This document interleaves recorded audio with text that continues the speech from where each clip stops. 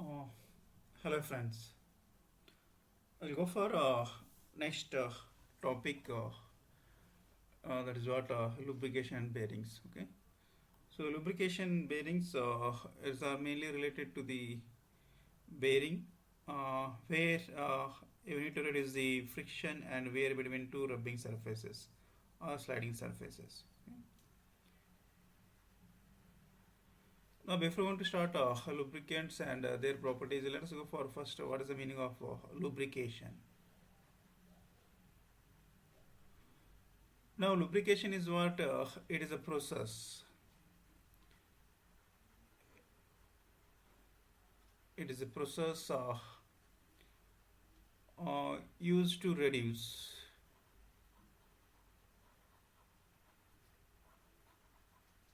the friction and wear between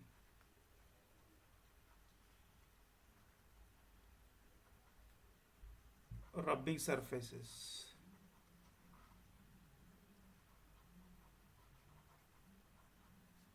Or sliding surfaces.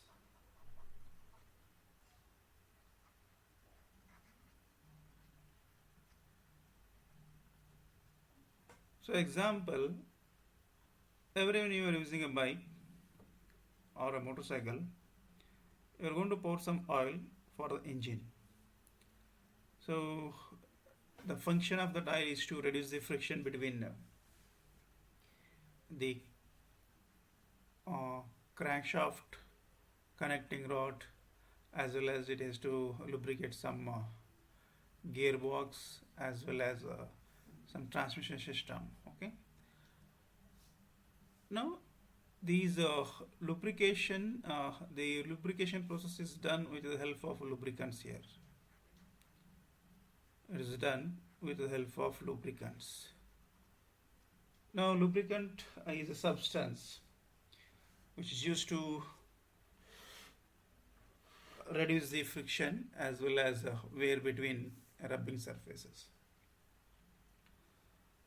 Now these lubricants are classified as a solid lubricant,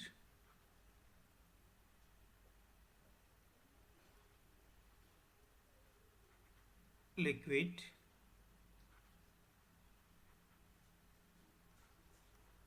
and is semi-solid. Okay. Now these solid lubricant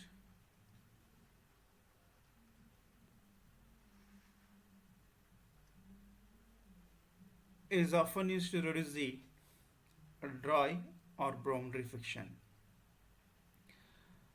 But these solid lubricants are not going to use the contribution towards transmission of that means a transfer of heat, okay, as well as to provide some cooling effect.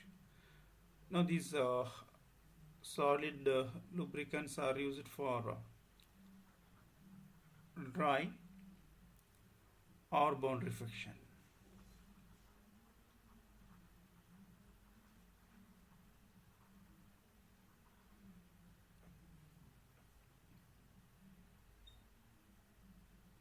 These are widely used in heavy, that is what light duty bearings. Okay. So example for this solid lubricants is graphite,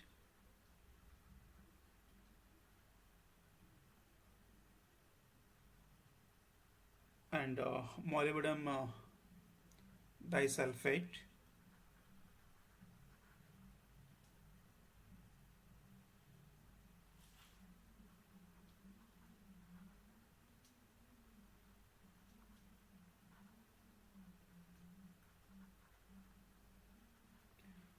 so nowadays we have some polymers, that is what Teflon as well as polyethylene.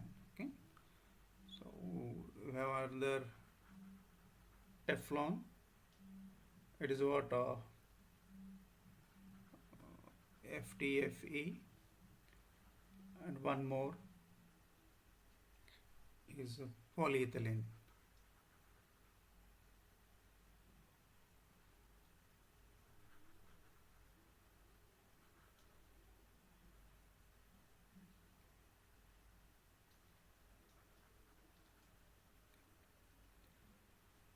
Now, one example I can quote here, solid lubricant is boric powder, which when you are using while playing the carom. Okay, that's what to reduce the friction between the board, or to smooth on the board, uh, to uh, uh, to play the carom. Okay, so that is what it is, an just like an powder. Okay, which was used between two rubbing surfaces. So next one is liquid. Now these liquid lubricants are classified as a two type here. One is mineral oils, another one is a synthetic oil.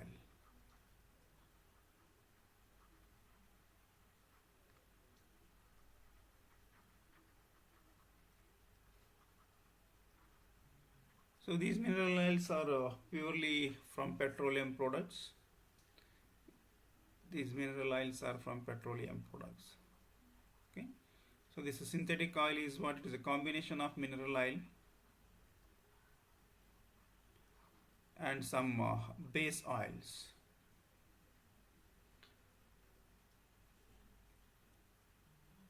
And some base oil. So now this synthetic oil is again combined with some additives. So where it can perform better than the mineral oil. Now synthetic oil, mineral oil and synthetic oils, mineral oils are purely from petroleum. So synthetic oils are, it is a combination of mineral oil and a base oil with some additives. So additives example, so where they can perform better than the mineral oil. Additives like anti-foaming agents, high pressure agents, oxidation inhibitors, as well as rust prevention additives. Okay. If you compare the cost wise, the synthetic oils are more costlier than mineral oils. Okay. Next one is semi-solid. Now this is semi-solid lubricant is what? It is a mixture of solid lubricant and liquid lubricant. So normally this semi-solid are used for medium load or slow load with high pressure. So where you can use this semi-solid lubricants. Example for this semi-solid lubricant is a grease. Okay? A grease is a best example for semi-solid. I think you come across the properties of lubricants in IC engine and fuel testing lab.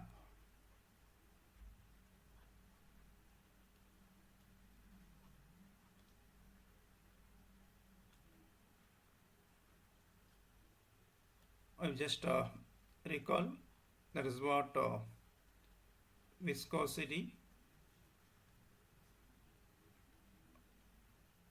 fire point, flash point,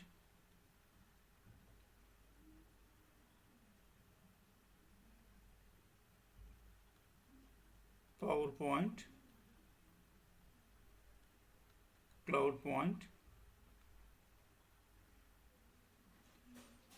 and orderness. Okay, you can just recall what is viscosity, fire point, flash point, power point, cloud point, and orderness. Now in viscosity, we're going to get an relatively three type of viscosity. That is what absolute viscosity, kinematic viscosity, and relative viscosity.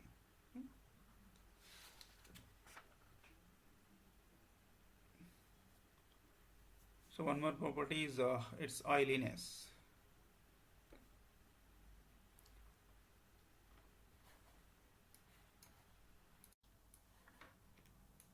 So now let us go for mechanism of bearings.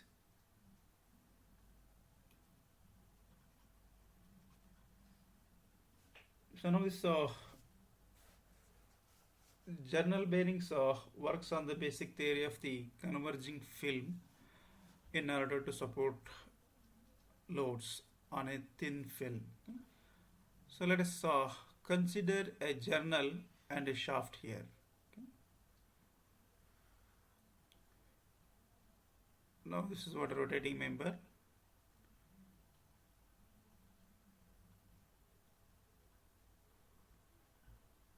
Okay. Now in rest position, so load is exactly passing through this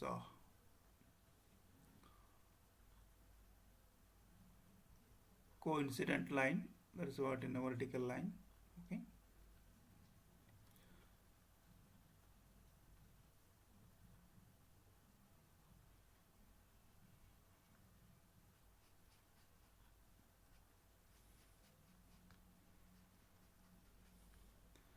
This is what at rest position.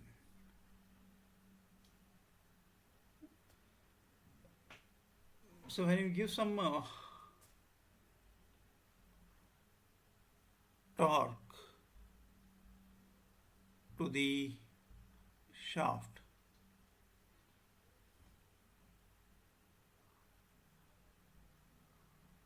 that is what at the start position.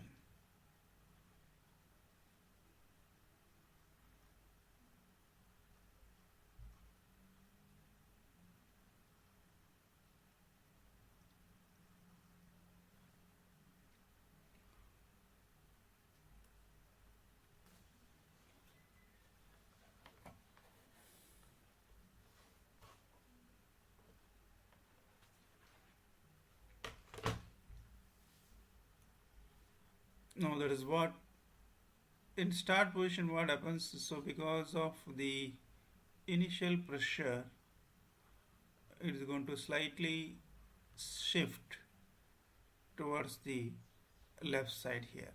Okay. So now the torque is provided in anti-clockwise direction. That means rotation is obtained for this shaft. Now just observe the point of contact in rest position is at this point. Now it is not a little bit shifted towards the left side. Okay. Now this is what at the start position.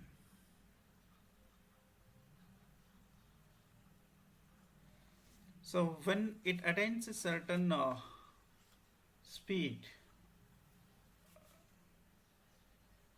now the lubricant is going to form between the journal and the bearing, the journal and the shaft. It's going to form a thin film between those two elements. So as you're going to get the rotations, so the pressure is going to be exerted. That is what we'll see in this figure. Okay.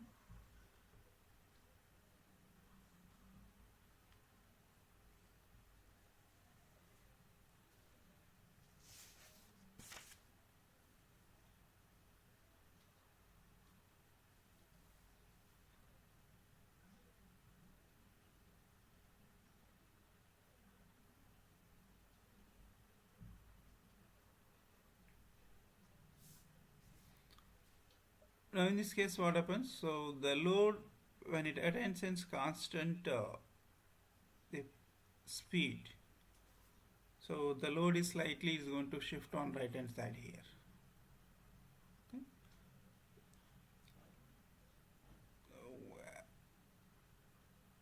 we're going to get some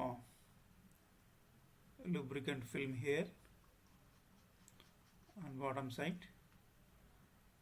Now if you consider the distribution of the pressure on this entire area, so where it's going to exert, now we're going to get some pressure lines on this journal in this way.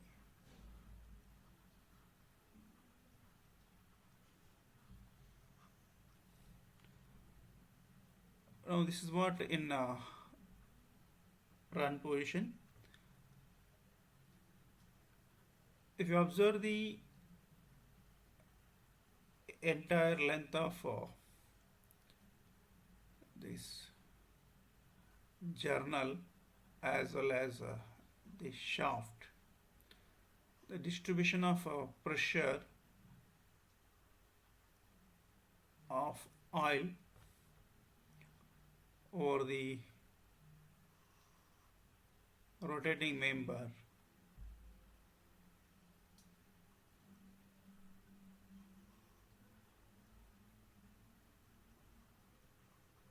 this is what a film, quite in this way.